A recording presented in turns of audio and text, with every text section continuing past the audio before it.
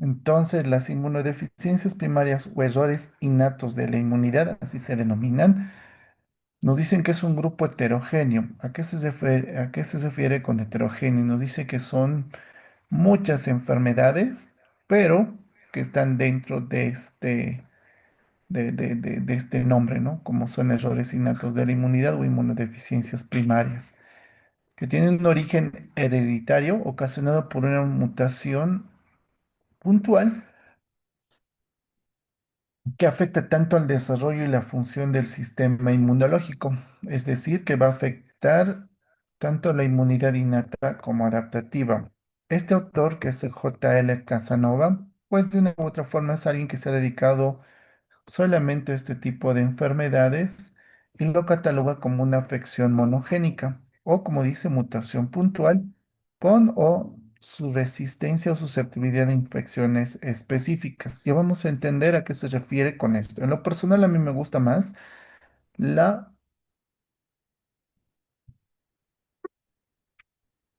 definición, ¿sí? A manera de introducción, vamos a indicar que los errores innatos de la inmunidad o inmunodeficiencias primarias tienen un rango de manifestaciones clínicas.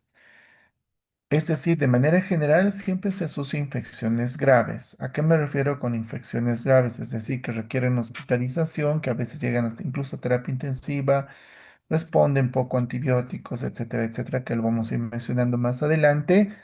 No es aquel paciente, en este caso niño, porque es lo más frecuente en la edad pediátrica, que te viene a la consulta y te dice, sí, mi hijito se enferma, yo qué sé, 10, 15 veces al año por resfríos, pero ninguno se ha complicado, ninguno ha ido, yo qué sé, a la unidad de pediatría, hospitalizaciones, simplemente se resfría, probablemente no tenga un infex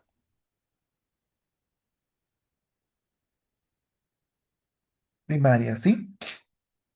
En cuanto a su rango de manifestaciones, pueden ir asociados a autoinmunidad, a veces pueden tener inmunodeficiencia primaria con, yo qué sé, susceptibilidad a hongos, ¿sí? No se puede defender frente a hongos y además tiene autoinmunidad, puede tener autoinflamación,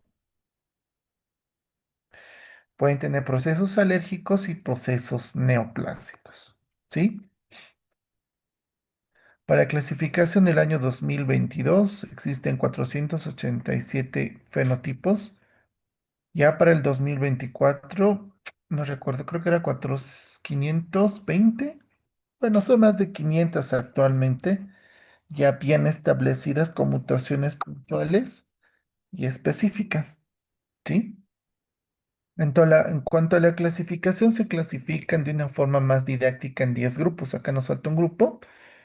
El primer grupo son las inmunodeficiencias combinadas de T y B, síndromes bien definidos con inmunodeficiencias, deficiencia predominantemente de anticuerpos, enfermedades con disregulación inmune, defectos congénitos de número y función de la fagocitosis innata, desórdenes autoinflamatorios, deficiencia del complemento y también se denominan fenocopias. Y el último grupo, que es el décimo grupo, asociado a aplasia medular. ¿Sí? En cuanto a la epidemiología, hay cuatro grupos específicos dentro de estos 10 que son los más frecuentes. Más del 50% abarcan la deficiencia de anticuerpo, casi en un 20% síndromes bien definidos, casi en un 10%, 9% inmunodeficiencias combinadas de T y B, y un 9%, o casi un 10 también, defectos de la fagocitosis.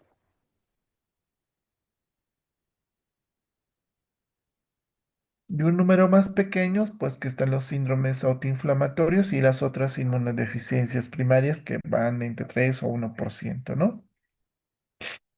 A nivel europeo, esto es sacado de un libro de español, nos dice que el 50% son defectos de anticuerpos, fagocitosis en un 25%, combinadas y otras inmunodeficiencias en 23% y un 2% del complemento. Si no, no hay mucha diferencia, pero ustedes han visto que la deficiencia de anticuerpos es la más frecuente dentro de estas, ¿sí? Entonces, cuando nosotros valoramos al sistema inmunológico desde el punto de vista clínico, siempre vamos a valorar el número y también la función. ¿A qué se refiere con esto? Habitualmente, muchas veces valoramos solamente números. Ejemplo, cuando ustedes ven un hemograma, van a ver, no sé, leucocitos. ¿Cuántos leucocitos tiene? Cinco, hay un 7.000 leucocitos. ¿Cuántos neutrófilos tiene? Tiene 4.000. ¿Cuántos linfocitos tiene? Tiene 2.500. ¿Cuántos monocitos tiene? Y así. Y vemos, decimos, ah, sí está dentro de los parámetros normales. Pero a mí, ¿quién me asegura de que esos neutrófilos, linfocitos funcionen? Entonces, hay estudios que valoran si estos, o sea, por ejemplo, leucocitos, neutrófilos o linfocitos funcionan. Por eso, desde el punto de vista clínico, siempre valoramos el número y la funcionalidad de estos, ¿sí? Un poco de historia, simplemente recalcarles que antes de la Segunda Guerra Mundial, la morbilidad y la mortalidad era muy alta en relación a infecciones, la desnutrición, la deshidratación. Había muy poco acceso a antibióticos, terapias de rehidratación efectiva,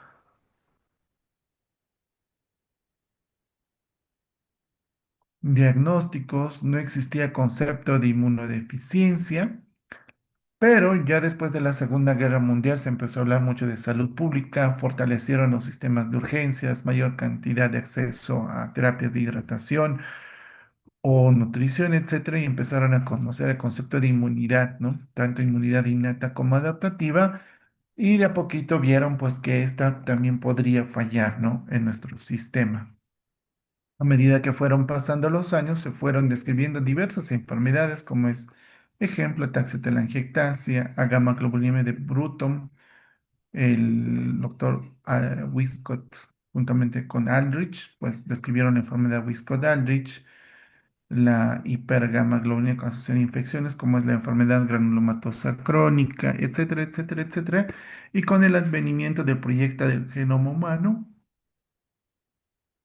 de a poco ya se pudieron distinguir las diversas mutaciones que podían explicar diversas enfermedades, ¿no? Como la gamma-globulinemia ligado al X o de Bruton, pues cuando se habla de la mutación del gen BTK o tirosina quinasa de Bruton, ¿sí? Y así paulatinamente. Entonces, con el advenimiento del estudio genético, se han podido identificar estas mutaciones puntuales que están descritas en la definición.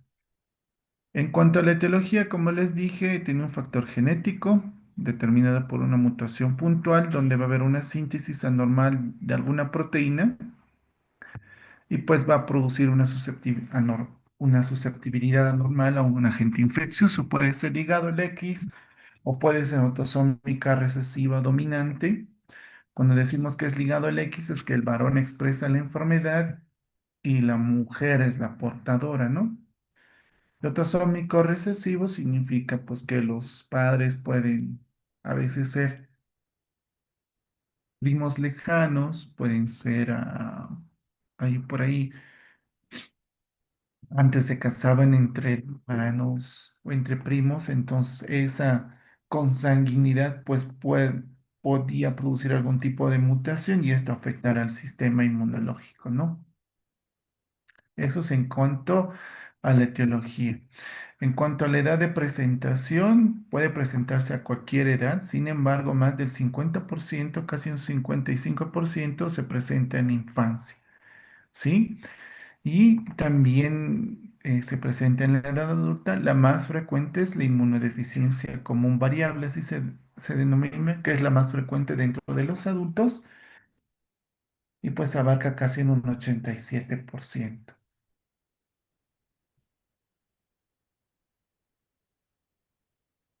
Otra de sus características son las infecciones. Hemos visto, tienen carácter genético, se presenta a cualquier edad, más frecuente en edad pediátrica. Una de sus características son las infecciones, en este caso graves, que son recurrentes, son severos, son crónicos. En el caso, por ejemplo, si yo me encuentro con un paciente con bronquiectasia y es pequeñito, probablemente tenga algún defecto de anticuerpos, más aún si se asocia específicamente otitis media aguda o sinusitis agudas a repetición. Cuando son severos o son graves, pues muchas veces requieren hospitalización, esa es una de sus características, y el agente etiológico muchas veces son oportunistas. Pueden estar, por ejemplo, con susceptibilidad a gérmenes oportunistas con bacterias, enterovirus, pues deficiencias de tipo humoral. Bacterias u hongos del tipo de la fagocitosis, como es enfermedad granulomatosa crónica, o si son virus, hongos y bacterias, los tres vienen en combo completo, pues vamos a hablar de una inmunodeficiencia combinada. Otra de sus características es que a veces, por más que les des antibióticos, probablemente tengan susceptibilidad a hongos y no mejoran, o tienen respuesta a agentes antimicrobianos, pero con poca mejoría y una vez que se suspende, vuelven a recaer o también el antecedente de reacciones adversas a vacunas, especialmente no, con aquellos agentes vivos atenuados. Por ejemplo, al momento de nacer, se les aplica la BCG, que es una vacuna atenuada, o sea que los gérmenes no están completamente muertos, si vale el término, por eso se dice atenuada. Y si no hay el sistema inmuno que va a dar una respuesta inmune adecuada, pues va a producir un proceso infeccioso porque no va a haber cómo defenderse. Esto puede aparecer en la enfermedad granulomatosa crónica o en los SCID, la inmunodeficiencia combinada severa o defectos del eje interferón gamma interleucina 12. ¿Sí? Si hablamos de las. Otra de sus características es el patrón familiar. Hay que preguntar siempre el antecedente de muertes tempranas en infancia, o sea, antes de eso. Si el antecedente de niños que hayan fallecido a temprana edad, ya sean primos, sobrinos, tíos, ¿sí? Peso, talla, repercuten más aún si se encuentra con procesos infecciosos adecuados, es decir, pacientes que no crecen tanto en peso como en talla, o la ausencia de tejido linfoide, ¿no? Por ejemplo, ausencia de las amígdalas, en el caso de la gamma globulina de Bruton, por ejemplo, no van a tener amígdalas o ganglios linfáticos, o en el caso de una inmunodeficiencia combinada severa como es el SCID o D. George, no van a tener timo, ¿no? O pueden tener algunas características fenotípicas a nivel facial con implantación baja de las orejas, defectos cardíacos como es asociados al síndrome de George o facies tosca como es el síndrome de Hiperigea y así podemos ir desglosando, ¿no? Algunas características fenotípicas. Y como les había mencionado casi al inicio, pueden ir asociados a autoinmunidad, ya sea anemia hemolítica autoinmune, púrpura trombocitopénica inmune, lupus, anemia perniciosa, etcétera, etcétera, etcétera, incluso artritis hepática juvenil o artritis juvenil, como se denomina, o procesos neoplásicos como es el linfoma, ¿sí? Pero hay algunas inmunodeficiencias, como les dije, que pueden tener infección o como no pueden tenerlo. Hay un grupo, si más no me equivoco, es el séptimo grupo, que son los síndromes autoinflamatorios, que a veces suelen tener fiebre, artritis, lesiones en la piel o tener problemas a nivel gastrointestinal como es enfermedad inflamatoria intestinal, pues y estas son catalogadas pues como síndromes autoinflamatorios. ¿Ok? Entonces, ya hemos visto que tienen susceptibilidad a procesos infecciosos que pueden ser graves. Hemos hablado que afecta al peso y la talla, pueden tener características fenotípicas especiales. Entonces, ¿cómo yo hago el diagnóstico? Primero la historia clínica, eso es bien importante, el preguntar, los antecedentes, reacciones a veces a vacunas, antecedentes familiares de consanguinidad, de reacciones adversas a vacunas, etcétera, etcétera, y la exploración física, viendo ganglios linfáticos, viendo si tiene patas, plenomegalia, ver si tiene coloración de los pelos de un color diferente, las fases, etcétera, o afectación del peso y ya también nos puede orientar a que pueden estar cursando con algún tipo de inmunodeficiencia.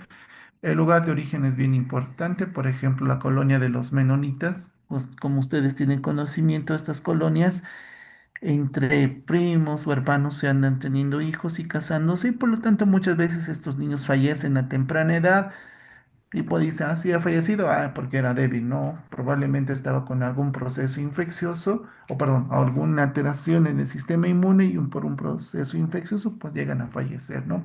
El tipo de herencia que ya lo hemos visto previamente, ¿no? Las infecciones también, qué tipo de infección, órganos o tejidos afectados, la gravedad, la patogenicidad, la epidemiología de las infecciones, la recurrencia nos puede orientar a un tipo de inmunodeficiencia primaria. En este cuadrito se resume cuáles son las características clínicas de acuerdo a los grupos que hemos mencionado. Si nosotros hablamos del grupo de la deficiencia de anticuerpos, que es más del 50%, pues sabemos que por fisiología nos han enseñado que los linfocitos B son los productores de anticuerpos. Entonces, si yo tengo afectados los linfocitos B, entonces no voy a tener anticuerpos o voy a tener alteraciones de anticuerpos. Y si tengo defectos de los anticuerpos, pues en qué sitios voy a tener preponderancia de infecciones a nivel de tracto pulmonar. O sea, voy a tener sinusitis, otitis o neumonías a repetición, o voy a tener diarrea de forma frecuente o infecciones a nivel articular o a nivel del sistema nervioso central, que no son frecuentes, pero puedo tenerlo. Y los gérmenes más frecuentes voy a tener bacterias y algún tipo de virus, ¿no? Bacterias como es Streptococo, Estafilococo o Haemophilus influenza y virus, algunos como es el ecovirus o el polio o micoplasma. Pero si ustedes observan, ahí no me dice que pueden estar o pueden ser susceptibles a hongos, porque mi inmunidad frente a hongos es distinta, ¿sí? Ahora, cuando nosotros hablamos de inmunodeficiencia combinada, significa que están afectados tanto los linfocitos B y T. Entonces, muy aparte de tener linfocitos B ausentes o alteración de las inmunoglobulinas, también puedo tener afectación de los linfocitos T. Entonces, si yo tengo una inmunodeficiencia combinada, muy aparte de lo que ya hemos mencionado, voy a tener algún proceso séptico, ya sea a nivel pulmonar, gastrointestinal y piel. Y acá no solamente voy a estar susceptible a procesos infecciosos de tipo de bacterias, sino también virus o hongos. ¿Por qué? Porque no me voy a poder defender frente a ninguno, por eso se llama combinada y es la más grave. Puede ser cualquier virus, puede ser cualquier hongo, puede ser cualquier bacteria e incluso protozoarios, que se denominan parásitos, ¿no? Ahora, puede que simplemente esté afectado la fagocitosis, que es otro de los grupos importantes que hemos mencionado dentro de la epidemiología. Y acá el problema puede estar en la piel, puede estar en los ganglios linfáticos, produciendo linfadenitis, hígado, pulmón, hueso, a nivel gastrointestinal o a nivel del producir a nivel de la cavidad oral gingivitis o periodontitis, ¿no? Y acá van a ver algo bien importante, la susceptibilidad frente a bacterias y hongos cuando te alterado la fagocitosis. Bacterias, cualquier de esas bacterias que son raras, como es estafilococo, Serratia, que es poco frecuente, o Bocordelia, Klebsiella, E. coli, Salmonella, Proteus, ¿no? Y hongos como es Candida, Aspergillus y Nocardia. Pero algo bien importante acá, si ustedes leen, dice bacterias y hongos, pero acá no dice que son susceptibles a virus en comparación a aquellos que son con linfocitos T, donde tenemos a todos, ¿no? Entonces eso es bien importante cuando ustedes vean, ¿no? Cuando tengan o sospechen de algún tipo de inmunodeficiencia. O alteraciones del complemento, como es estreptococo, hemófilos, influenza, se parece mucho a las del linfocitos B, ¿sí? Entonces ya hemos visto cómo es el defecto, el sitio de infección y el patógeno. Ahora hemos visto que existen cuatro grupos, la predominantemente de anticuerpo, que son infecciones respiratorias y gastrointestinales recurrentes, y esto generalmente inicia a partir de los 6 meses. ¿Por qué? ¿Por qué dirán esto generalmente a partir de los 6 meses? Porque ustedes saben que los primeros 6 meses todavía tenemos la inmunidad pasiva, es decir, los anticuerpos que se han pasado por vía transplacentaria, especialmente la IgG, de la madre al hijo. Y a partir de los 4 o 5 meses, el paciente o el niño, o en este caso el lactante, recién va a empezar a producir sus propias inmunoglobulinas. Entonces, Si no lo logra hacer hasta los 6 meses, pues probablemente si tiene una afectación del tipo humoral, van a empezar a tener sinusitis, otitis o neumonías, como tenemos acá en el hospital niño. Tenemos uno, dos, tres niños que tienen defectos de la inmunidad, ¿sí? Las combinadas, significa tantos T y B, aproximadamente el 15% van a tener infecciones graves y oportunistas, y esto desde el nacimiento. ¿Por qué? Porque no van a tener ni linfocitos T ni linfocitos B que los van a defender. Entonces, desde el momento que nacen, estos llegan a tener sepsis, llegan a terapia intensiva y son catalogados como una urgencia médica. Es decir, si se los diagnostica, tienen altas chances de poderse tratar y curar. Sí, eso se hace simplemente con trasplante de médula ósea. Defectos de la fagocitosis, estos a cualquier edad, sus características son abscesos, granulomas, gingivitis o pueden tener mala cicatrización. Y defectos del complemento, que son menos del 10%, pues te pueden tener también sepsis, meningitis o enfermedades también asociadas como las autoinmunes. ¿Sí? Ahora, ¿yo cómo puedo sospechar de este tipo de enfermedades de manera general? Para eso ha habido una fundación que es la Fundación Jeffrey Model, que de una u otra forma han buscado a médicos que se han dedicado a este tipo de afecciones y han dicho cómo nosotros podemos identificar a estos pacientes, y es así que ha habido las 10 señales de peligro sobre inmunodeficiencias primarias. No son criterios diagnósticos, pero sí me puede hacer sospechar en gran posibilidad de que sí estemos frente a una inmunodeficiencias primarias. Estos son los 10 signos de peligro tanto en niños como en adultos.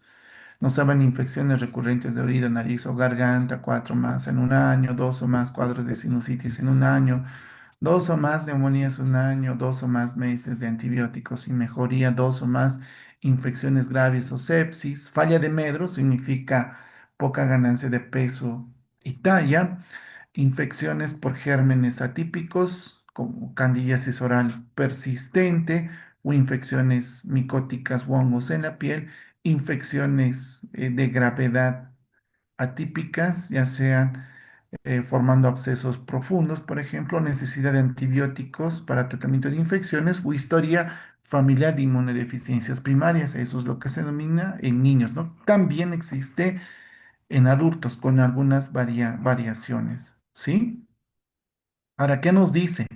¿Cuándo sospechar? Cuando yo tenga 2 o más signos que me indican probabilidad de inmunodeficiencia primaria y requieren algún tipo de estudio, que es lo que ya hemos mencionado previamente. Otros datos de alarma que me pueden orientar frente a una inmunodeficiencia primaria son las bronquiectasias no explicadas, diarrea persistente, caída de cordón umbilical retardada mayor a 4 semanas. Esto en lo que respecta a la inmunidad innata. Hay un defecto que se llama defecto de LAT, que son de adhesión leucocitaria. Por alguna razón no pueden adherirse los neutrófilos al endotelio y por lo tanto pues no va a haber un proceso inflamatorio. Ustedes saben que el proceso inflamatorio es el inicio de la cicatrización, entonces si no hay un proceso inflamatorio, por los neutrófilos, pues no va a haber caída del cordón umbilical. ¿Por qué? Porque no va a poder entrar en etapa de momificación y luego cicatrización. Entonces, esto puede ser también una señal que nos puede orientar hacia algún tipo de inmunodeficiencia, la caída de cordón más de 4 semanas, ¿no? Pero también es bien importante los diagnósticos diferenciales, ¿no? Defectos anatómicos como son los cardíacos o estenosis uretral, o obstructivos como es la rinitis alérgica o el asma, o problemas en la piel como es el eczema, la dermatitis o quemaduras, o de origen metabólico como son las enfermedades o errores innatos del metabolismo, que es un grupo grande igual de enfermedades en la edad pediátrica que también está dentro de los diagnósticos diferenciales, y cuerpos extraños, ¿no? Como son catéteres, válvulas cardíacas artificiales o sondas urinarias. Eso es posiblemente en lo que respecta a pacientes que están en terapia intensiva, por ejemplo, que por alguna razón han ingresado y luego empiezan a tener infecciones graves, pero pues probablemente es por la presencia de estos catéteres, válvulas cardíacas, sondas urinarias, tubos endotraqueales, no sé. ¿Qué más suelen tener invasión? Un catéter venoso central, un tubo endotraqueal, o a veces tienen, ¿no? Un tubo de pleurostomía, etcétera, etcétera, que eso, pues, como están multiinvadidos, lo hacen fácilmente susceptible a procesos infecciosos, ¿no? Para cómo se diagnostican, ya hemos visto el antecedente familiar con la anamnesis, ver las características clínicas, el cuadro clínico, la identificación de gérmenes, algunos laboratorios que lo vamos a mencionar y el diagnóstico molecular, que eso es lo más importante para este tipo de inmunodeficiencias primarias. En desde el punto de vista de laboratorios y de la historia clínica, pues siempre tenemos etapas de evaluación, una primera, segunda, tercera etapa. La primera etapa siempre debe estar en relación a la historia clínica, el examen físico, el valorar el peso y la talla, recuento de leucocitos con diferenciales. Esto podemos fácilmente verlo con un hemograma o biometría hemática y los niveles cuantitativos de inmunoglobulinas, ¿no? Tantos G, M, A o E. En una segunda etapa ya es un poquito más en relación a estudios más específicos, ya que conciernen más a la especialidad, con la respuesta específica a anticuerpos, respuesta a vacunas o análisis de subclases de IgG, ¿no? Ustedes saben por fisiología que hay IgG 1, 2, 3 y 4, muy aparte de la inmunoglobulina G, ¿no? Luego tenemos la de tercera etapa, que son estudios más sofisticados, y las de cuarta, que son estudios más específicos, que en algunos casos pues no se realizan en nuestro medio, sino en otros, en, en países de tercer mundo o en laboratorios especializados. ¿Sí? Entonces tenemos el cribado básico, interpretación de un hemograma de acuerdo a la edad. Podemos tener linfopenia sostenida, si es que es sostenida, especialmente esto en niños por debajo de 2.000, ya es catalogado como linfopenia, y si es persistente y se infecta mucho o tiene infecciones a repetición graves, requiere su análisis, ¿sí? Neutropenia por debajo de 1.500 de forma sostenida, de igual forma requiere análisis, o trombocitopenia, plaquetas por debajo de 150.000, persistente, también requieren algún tipo de análisis, más aún si pues pensamos que tiene infecciones graves y plaquetas bajas, probablemente estemos frente a un síndrome de Wisco-Danlich o inmunoglobulinas, ¿no? Que están dentro, o perdón, que están por debajo de la normalidad, ¿sí? De acuerdo a los rangos de edad, ¿sí? Si tenemos anticuerpos, veo pues niveles de anticuerpos, veo subclases, sospecha de un inmunodeficiencias combinadas, vemos, les he dicho, T y B, entonces vemos las subpoblaciones linfocitarias, y aquí siempre hay que descartar VIH porque es una de las causas más frecuentes de inmunodeficiencia secundaria. Sospecha de fagocitosis, como es el test de hidrorrodamina, DHR. Del complemento vemos la actividad hemolítica del CH50, el C3 o C4 que se puede solicitar, ¿no? Y desde el punto de vista del estudio genético, pues vemos, ¿no? Microarreglos de cromosomas, secuenciación de Sander o paneles de género, midiendo el exoma completo o el genoma completo, ¿no? Exoma, que es una sola parte, donde podemos encontrar quizás este lugar de las inmunodeficiencias, o el genoma cuando no encontramos ninguna causa, pues vemos o hacemos la secuenciación del genoma completo. ¿Sí? Ahora, en cuanto al tratamiento, siempre vamos a tener medidas generales. ¿Sí? Por ejemplo, las vacunas, hay una contraindicación absoluta de no administrar vacunas de virus vivos ante sospecha de inmunodeficiencias combinadas o defectos de algunos anticuerpos graves. Evitar estas vacunas, como el rotavirus, la BCG, la triple vírica de varicela o poliora, que todas estas son virus, o bueno, son vacunas atenuadas. El riesgo es que si no tienen su sistema inmunológico competente, pues fácilmente se va a diseminar la infección, ¿no? ¿Qué vacunas se pueden administrar sin ningún problema? Las vacunas inactivadas, por ejemplo, la de gripe, por ejemplo, la de influenza, sin ningún problema. Debemos utilizar mascarillas o agua hervida o embotellada, evitar aglomeraciones o hacinamientos. El soporte que se le debe dar a estos niños es tener una nutrición adecuada. Y esto, el uso de hemoderivados, esto ya más compete especialidad, pero estas son las indicaciones o medidas generales que ustedes pueden optar si conocen a algún paciente, ¿no? Ahora, el tratamiento de manera general, muy aparte de las medidas generales, tratamos las infecciones y luego damos profilaxis, ya sea para bacterias, hongos o virus, dependiendo qué tipo de inmunodeficiencia tengo.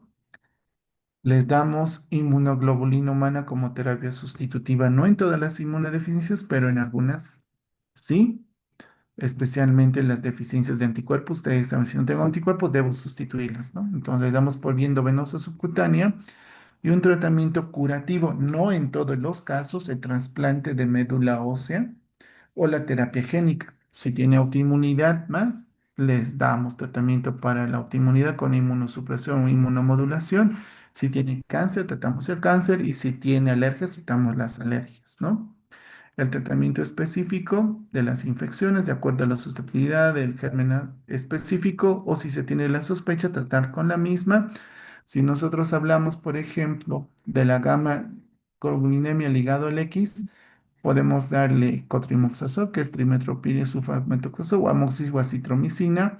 Damos terapia sustitutiva con gamma globulina y decimos pues que se pueden vacunar contra la influenza, ¿no? Inactivada.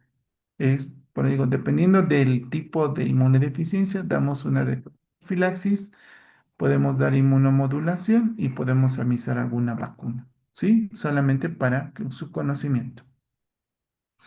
¿En qué casos damos inmunoglobulina humana? En caso de que los anticuerpos estén ausentes o sean deficientes o alterados en su función, a gamma o hipogama o inmunodeficiencia común variable, podemos dar de una dosis de 400 a 800 miligramos por kilogramo dosis de forma mensual. En nuestro medio solamente tenemos la intravenosa al 5%, pero también podemos aplicar por vía subcutánea. En algunos países sí lo hacen. ¿Cuál es el objetivo de dar inmunoglobulina humana? Disminuir las infecciones o los niveles de inmunoglobulina por encima de 800 o que estén libres de infecciones, ¿no? Puede que esté con 650, puede estar normal para la edad, pero sigue infectándose, entonces debemos quizás dar una dosis más alta para poder tener al paciente libre de infecciones, ¿no? Entonces tenemos la gamma globulina de forma sustitutiva, ya sea de intravenosa subcutánea, y la profilaxis, ¿no? Ya les dije, dependiendo qué es lo que yo me vaya a encontrar, si son frente a virus, pues daré algún antiviral, si es frente a hongos, algún antifúngico, en este caso, pues itraconazol o fluconazol, dependiendo qué es lo que yo quiera prevenir, ¿no? Y las terapias curativas, ya sea con trasplante o terapia génica, ¿no? El trasplante, por ejemplo, para la inmunodeficiencia combinada severa, ya sea T y B, que los he dicho, a eso se llama combinada y severo, eso es desde el nacimiento. Si se diagnostica antes de los 3 meses, su pronóstico es bueno. Si se diagnostica después de los 3 meses, a veces es muy malo. ¿Por qué? Porque ya tiene infecciones diseminadas, órganos afectados, a veces suelen tener infecciones a nivel del sistema nervioso central, se encuentran muy secuelados y pues a veces ese tipo de comorbilidades que tienen, pues muchas veces no son candidatos o simplemente ya a partir de los 3 meses fallecen. ¿Sí? Entonces, es lo ideal antes de los 3 meses, ¿no? La terapia génica y en algunos casos, pues pueden ser también la terapia enzimática, como es el defecto de ADA, que es una enzima, ¿sí? Que nosotros le damos de forma sustitutiva y pues puede vivir muchos años, como cualquier, solamente dándole esa enzima que le falta, ¿sí? Ahora, ¿cuándo debo yo derivarlo a inmunología? Si yo tengo sospecha, ¿no? Criterios clínicos. Cuando hayan cumplido dos o más de los 10 signos del alarma que le hemos mencionado, si yo tengo bronquiectasias, por alguna razón bien capo, yo soy capo y digo, no, mire, tiene radiografía, se escucha así, se enferma mucho y me parece que tiene bronquiectasis, lo derivo al inmunólogo, ¿no? O reacción adversa a alguna vacuna, por ejemplo, BCG. Aplicamos la BCG que se aplica por vía intradérmica en el bracito y en vez de producir solamente un abscesito, quizás le produzco una neumonía y, perdón, en este caso, una tuberculosis diseminada vía pulmonar, o se hace una BCG-osis, ganglios linfáticos grandes a nivel de la BCG, a nivel axilar o a nivel cervical, entonces sí debo derivarlo. Si yo tengo linfopenia persistente menor a 2000 o 2500, en lactantes, si tengo neutropenia por debajo de 1500 o trombocitopenia persistente no explicada por debajo de 150.000, en el caso de la trombocitopenia, o neutropenia por debajo de 1500, o si yo tengo hipogamaglobulinemia significativa por edad, por ejemplo, un IgG por debajo de 400, ¿no? Entonces yo debo derivarlo al inmunólogo privado, ¿sí? Entonces, no sé si tienen alguna pregunta o consulta hasta acá. Estas son algunas de las conclusiones. Si no tenemos ninguna consulta o pregunta, yo le voy a enviar a su compañera, a su representante, los artículos, ¿sí? Si no hay preguntas, nos estaríamos viendo hasta el día viernes a la misma hora, que sería 1 de la tarde. ¿Ok? Que tengan buena tarde, pues, y